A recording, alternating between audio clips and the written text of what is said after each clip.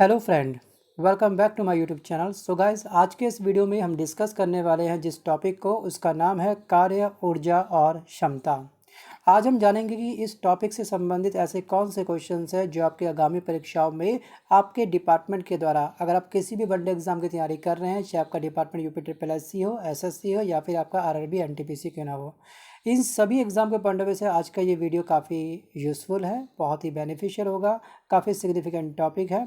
Exam में जाने से पहले इस टॉपिक को आपका कवर करना बहुत ही अनिवार्य होता है, क्योंकि यहाँ से आपका मिनिमम 1 क्वेश्चंस और मैक्सिमम 2 क्वेश्चंस बनने की पूरी पूरी संभावना होती है। आई होप सो मेरी बातों को आप लोग समझ चुके होंगे। इन सभी बातों को विस्तार से जानने के लिए इस वीडियो को अंत तक पूरे ध्यान से जरूर देखिएगा। सो बढ़ते हैं क्वेश्चन नंबर 1 की ओर। क्वेश्चन नंबर 1, निम्नलिखित में से कौन सी दो भौतिक राशियों की विमाएं समान होती हैं? तो यहाँ पे बात करी गई है दो भौतिक राशि ऐसी कौन सी है जिनकी विमाएं क्या हैं, बिल्कुल समान होती हैं। So right answer is option C, कार्य और ऊर्जा। क्वेश्चन नंबर सेकंड, कि घड़ी की जो स्प्रिंग होती है उसमें कौन सी ऊर्जा संरक्षित होती है, या फिर घड़ी की स्प्रिंग में कौन सी ऊर्जा होती है? So right answer is option B, स्थितिज ऊर्जा। जी हाँ, स्थितिज ऊर्जा एक संरक्षित ऊर्जा होती है जो वस्तु की स्थिति और उसके विशिष्टता पर डिपेंड करती है। और घड़ी की स्प्रिंग में संरक्षित ऊर्जा को हम किस नाम से पुकारते हैं? तो इसको कहते हैं हम लोग स्थितिज ऊर्जा। क्वेश्चन नंबर थर्ड, कि घर की छत से एक पत्थर को भूमि पर गिराया जाता है, बिल्कुल ड्रॉप किया, ये आपकी छत थी, ये था आपका सरफेस, यहाँ से आपने ड्रॉप किया एक पत्थर को। अब पूछा गया ये है कि पत्थर की गतिज ऊर्जा कब सबसे अधिक होगी? देखिए, भूमि सतह पर पत्थर के पहुंचने से तुरंत पहले क्या होगी? गतिज ऊर्जा हमेशा क्या होती है? अधिकतम होती है। जबकि अगर बात करता आपसे यहाँ पर स्थितिज ऊर्जा के बारे में, तो स्थितिज ऊर्जा इस कंडीशंस में क्या होती है? सबसे कम होती है। मतलब कि ये आपका सरफेस है, पत्थर यहाँ पहुँचने वाला है, तो इस कंडीशंस में जो गतिज ऊर्जा होगी वो क्या होगी? भूमि सतह पर पहुँचने से तुरंत पहले ये गतिज ऊर्जा सबसे अधिक होगी, और जबकि स्थितिज ऊर्जा क्या होती है? कम होती है। दोनों में डिफरेंस ध्यान रखना। गतिज पूछेगा तो अधिक, अगर बात करते हैं यहाँ पे स्थितिज ऊर्जा की तो क्या होगा? कम। नेक्स्ट पॉइंट देखते हैं, क्वेश्चन नंबर 4, निम्नलिखित में से कौन सा ऊर्जा का स्वच्छतम संसाधन या स्रोत होता है? अगेन इसके लिए आपको दिए गए 4 ऑप्शंस, और सबसे बेस्ट, सबसे स्वच्छ संसाधन जो होता है आपका ऊर्जा का, वो होता है क्या? पवन ऊर्जा। क्या होता है? पवन ऊर्जा। नेक्स्ट पॉइंट देखते हैं, क्वेश्चन नंबर 5, कि निम्नलिखित में से कौन सा ऊर्जा का गैर पारंपरिक स्रोत नहीं है? ऑप्शन सी सौर ऊर्जा, ऑप्शन बी प्राकृतिक ऊर्जा, ऑप्शन सी पवन ऊर्जा, ऑप्शन डी ज्वारीय ऊर्जा। सो फ्रेंड, गैर पारंपरिक ऊर्जा होती क्या है? सबसे पहले हमको ये बात अच्छे से मालूम होनी चाहिए, उसके बाद ही हम इसका राइट आंसर दे सकते हैं। Got it? देखिए, गैर पारंपरिक ऊर्जा वो होती है जिसका प्रयोग हम लोग अभी एट प्रेजेंट वर्तमान में करते हैं।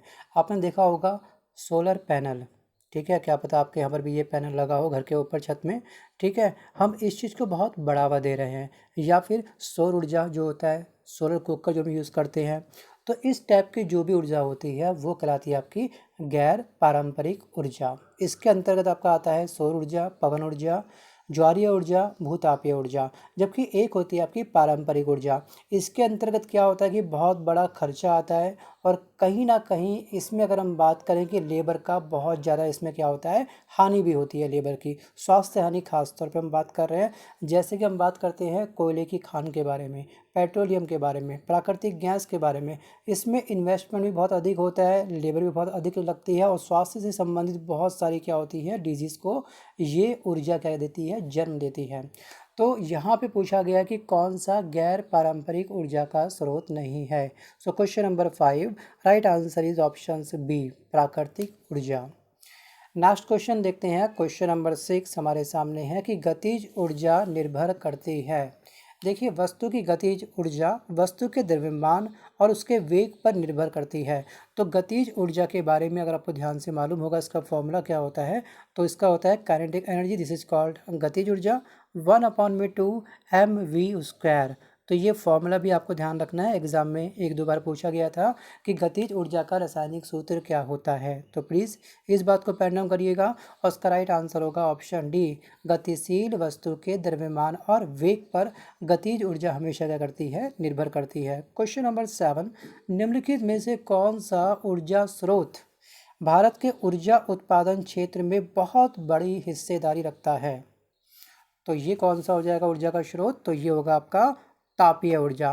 Right answer is option B. Question number 8, निम्नलिखित में से कौन सदिश राशि नहीं है?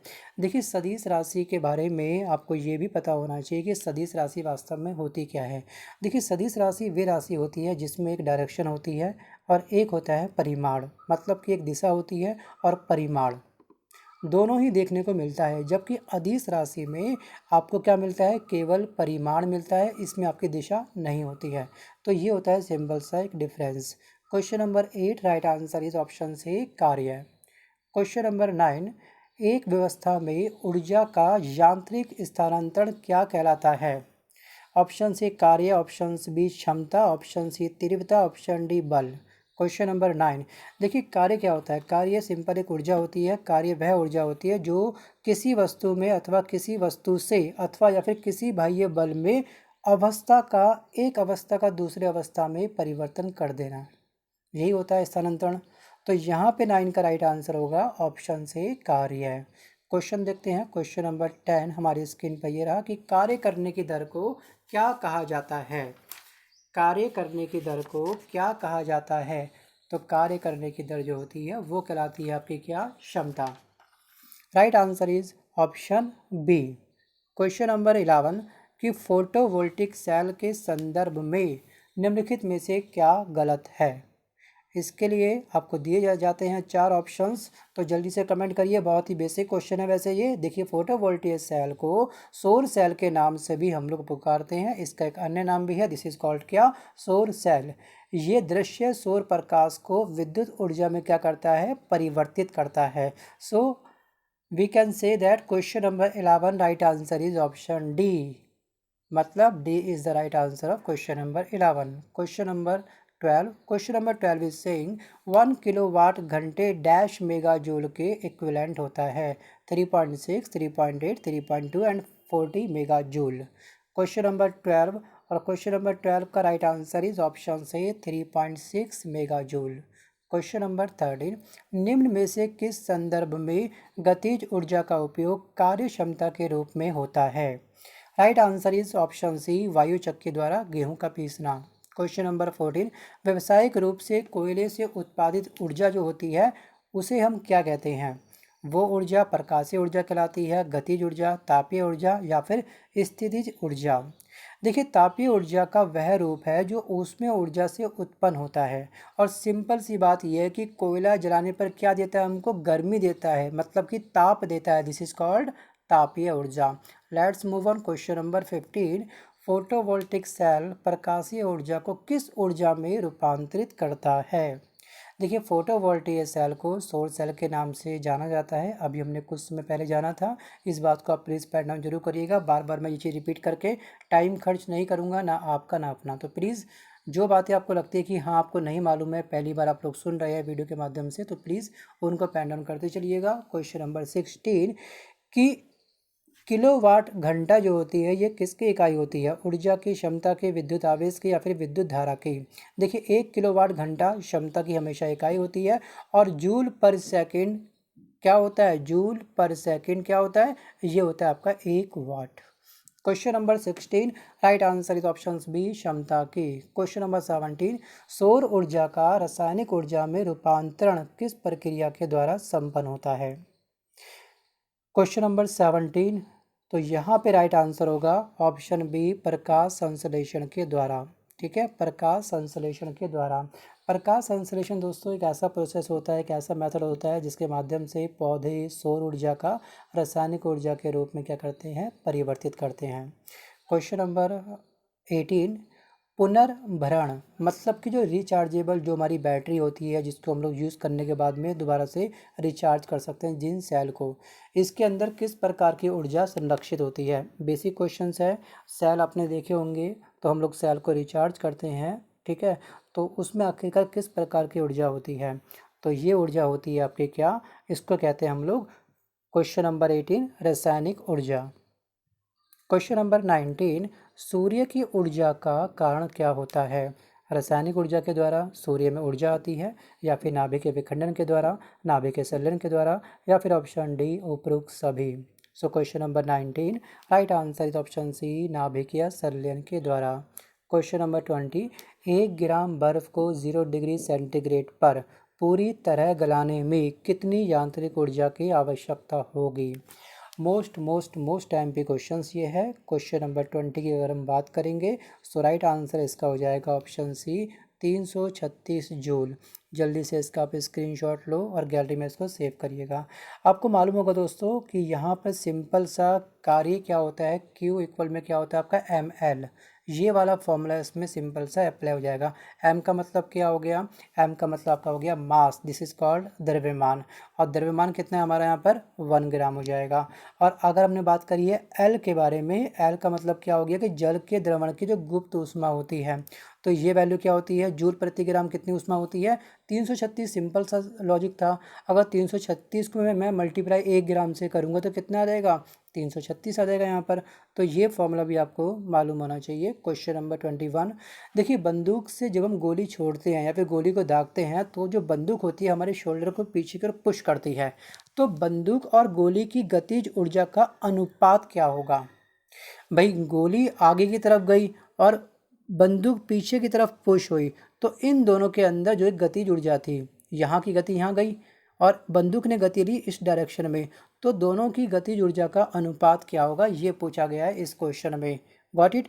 अब देखिएगा यहाँ पर क्वेश्चन नंबर 21 में हम साफ साफ देखेंगे कि ऊर्जा का अनुपात हमेशा क्या होगा, 1 से कम होगा। Right answer is option C. Question number 22 photo electric cell dash रूपांतरित करता है। तो ये क्या करता है दोस्तों, फोटो इलेक्ट्रिक सेल, तो ये हमेशा करता है प्रकाशीय ऊर्जा को विद्युत ऊर्जा में कन्वर्ट करता है। Right answer is option D. Question number 23 घर के छत से एक पत्थर को सतह की ओर गिराया जाता है तो पत्थर की गतिज ऊर्जा अधिकतम कब होगी? क्वेश्चन रिपीट है बट स्टेटमेंट चेंज है, और इस टाइप के क्वेश्चन जब पूछे जाते हैं आपसे, थोड़ी बहुत स्टेटमेंट के साथ में डिपार्टमेंट छेड़ाखानी करता है और आपको कंफ्यूज करने का पूरा प्रयास करता है। तो क्वेश्चंस में से क्वेश्चन कैसे बन जाते हैं, ये स्किल्स आपको अच्छे से सीखना चाहिए, ये आती है प्रैक्टिस के बाद में ही। So question number 23 right answer is option C सतह पर पहुंचने से तुरंत पहले। क्वेश्चन नंबर 24 एक डायनामो का प्रयोग डैश बदलने में किया जाता है। देखिए डायनामो होता क्या है, डायनामो सिंपल होता है कि विद्युत उत्पादन करने वाला एक डिवाइस, एक यंत्र, और वो कौन सी ऊर्जा को कौन सी ऊर्जा में करता है कन्वर्ट, ये पूछा गया है इस क्वेश्चन में। सिंपल सी स्टेटमेंट है और इसका सिंपल सा आंसर होगा। देखिए यहाँ पर अगर हम बात करेंगे विद्युत उत्पादन, तो यहाँ पे फाइनल जो हमारा क्या रहेगा रिजल्ट, वो रहेगा विद्युत उत्पादन करता होगा ये लास्ट में। तो विद्युत वाला जो ऑप्शन देख रहे हैं 24 में, यहाँ दिख रहा है आपको विद्युत वाला ऑप्शन, ये मतलब कि यांत्रिक ऊर्जा को विद्युत ऊर्जा में ये करेगा कन्वर्ट डायनामो। इसके अलावा कुछ हमारे यंत्र और इम्पॉर्टेंट है। इसके अलावा आपसे ये पूछता है कि विद्युत मोटर क्या करती है, ये भी क्या एक उपकरण होती है। तो विद्युत मोटर भी हमेशा विद्युत ऊर्जा को यांत्रिक ऊर्जा में रूपांतरित करती है। लाउड स्पीकर, लाउड स्पीकर का मतलब क्या होता है कि लाउड स्पीकर जो हेड वाला बोलते हैं ना, वो वाला लाउड स्पीकर, तो ये क्या करता है, ये आपका विद्युत ऊर्जा को ध्वनि ऊर्जा में कन्वर्ट करता है। अगर हम बात करेंगे मोमबत्ती के बारे में, कैंडल के बारे में, तो कैंडल हमेशा रासायनिक ऊर्जा को प्रकाश में क्या करती है, मोमबत्ती, मोमबत्ती हमको प्रकाश भी देती है और हमको हीट भी देती है। मतलब कि मोमबत्ती रासायनिक ऊर्जा को प्रकाश एवं ऊष्मीय ऊर्जा में रूपांतरित करती है। क्वेश्चन नंबर 25 जब कोई वस्तु वायुयान में से नीचे गिराई जाती है तो वस्तु का क्या बढ़ जाता है? उसकी गतिज ऊर्जा हमेशा इंक्रीज होगी, द्रव्यमान या फिर त्वरण, या फिर ऑप्शन डी स्थितिज ऊर्जा। तो इस कंडीशंस में जब कोई वस्तु वायुयान से गिराई जाती है तो ऊंचाई घटने से इसकी गतिज ऊर्जा हमेशा क्या हो जाती है, ये बढ़ जाती है, और इसकी ऊंचाई बढ़ने से इसकी स्थितिज ऊर्जा भी क्या होगी, हमेशा बढ़ जाएगी। तो यहाँ पे हम कह सकते हैं कि क्या बढ़ेगा, तो यहाँ पे गतिज ऊर्जा भी बढ़ेगी और यहाँ पे स्थितिज ऊर्जा भी बढ़ती है। बट यहाँ पे जो आपकी प्रायोरिटी रहेगी, मैक्सिमम कौन होगा इंक्रीज, तो ये होगी आपकी गतिज ऊर्जा। क्वेश्चन नंबर 26 कि वाटर लिफ्टिंग पंप से हम परिवर्तित करते हैं क्या। क्वेश्चन नंबर 26 है आपके सामने, जल्दी से कमेंट करिए, बहुत ही प्यारा क्वेश्चन है ये भी। और 26 का राइट आंसर होगा दोस्तों, वाटर लिफ्टिंग पंप से हम परिवर्तित करते हैं क्या, हम करते हैं विद्युत ऊर्जा को गतिज ऊर्जा में कन्वर्ट। क्वेश्चन नंबर 27 कि सौर ऊर्जा को विद्युत ऊर्जा में बदलने के लिए कौन से यंत्र का प्रयोग किया जाता है। देखिए, अगर आपको यंत्र की लिस्ट याद है अच्छे से तो ही आप इसका आंसर दे पाएंगे, इसलिए मैंने आपको कुछ यंत्र बताए थे। और इसके अलावा आपको कुछ एफर्ट्स अपनी बुक में से लगाने हैं, जहाँ से भी आपने स्टडी करी है ऑफलाइन या फिर ऑनलाइन, उन्होंने पक्का आपको ये टॉपिक कवर करवाया होगा। एक बार उसका रिवीजन जरूर करिएगा अपने नोट्स का। और इसका राइट आंसर होगा ऑप्शन से फोटोवोल्टिक सेल। क्वेश्चन नंबर 28 कि एक गतिशील न्यूट्रॉन जब किसी अल्फा कण से टकराएगा, ठीक है, जब ये क्लैश करेंगे आपस में, तो न्यूट्रॉन द्वारा गतिज ऊर्जा का हानि वाला भाग कितना होगा।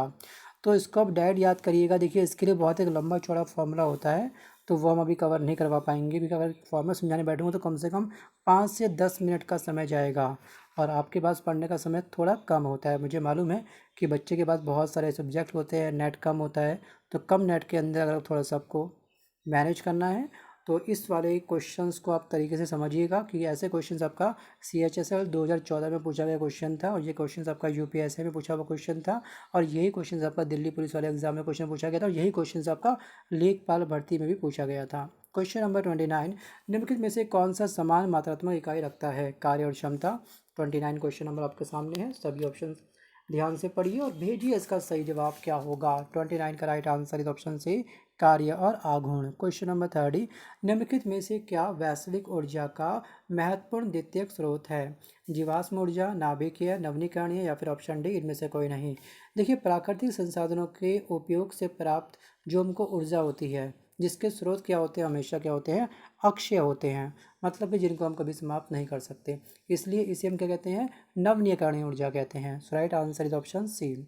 इसके अंतर्गत आपका पवन ऊर्जा आता है, पवन हमेशा चलेगी, अगर पवन हमेशा चलेगी तो क्या होगा, हमारी ऊर्जा जनरेट हो सकती है। ज्वारीय ऊर्जा हो गया आपका, सौर ऊर्जा हो गया, सन क्या होगा, हमेशा निकलेगा और उसकी धूप हम तक पहुंचेगी, तो ये भी क्या हो गया, ये ऊर्जा क्या है, हमारी अमर ऊर्जा।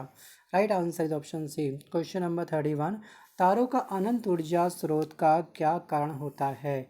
बात करी गई है तारों के बारे में। देखिए, तारों का हमेशा जो डिपेंड होती है वो होती है संलयन प्रक्रिया। जो तारे जो ब्राइटनेस से चमकते हैं, टिमटिम करते हैं, तो यहाँ पे जो ऊर्जा बनती है वो बनती है संलयन अभिक्रिया के द्वारा। और इसमें राइट आंसर होगा आपका हाइड्रोजन का हीलियम में क्या होता है, इसमें परिवर्तन होता है। Right answer is option A. Question number 32 निम्नलिखित में से किस प्रक्रिया के कारण सूर्य से ऊर्जा क्या होती है, मुक्त होती है। Question number 32 right answer is option B, नाभिकीय संलयन के द्वारा। पहले पूछी गई थी तारों के बारे में, अब बात कर रहा है सूर्य के बारे में। क्वेश्चन नंबर 33 कि भोजन की ऊर्जा किस इकाई द्वारा मापी जाती है। तो भोजन से जो हमको ऊर्जा मिलती है, इसको हम किस में मापते हैं, हम इसको मापते हैं कैलोरी में। अच्छा, एक कैलोरी में कितने जूल होते हैं भाई, अगर आपसे एग्जाम में ये क्वेश्चन पूछ लिया तो आप क्या रिप्लाई करोगे। तो एक कैलोरी में जो जूल होते हैं, ये होते हैं आपके 4.2 जूल। क्वेश्चन नंबर 34 जेट वायुयान में किस प्रकार की ऊर्जा होती है। तो जेट वायुयान के अंदर जो ऊर्जा होती है, इसमें दो प्रकार की ऊर्जा पाई जाती है, एक होती है आपकी गतिज और एक होती है आपकी स्थितिज ऊर्जा। चलिए बढ़ते हैं अगले क्वेश्चंस पर।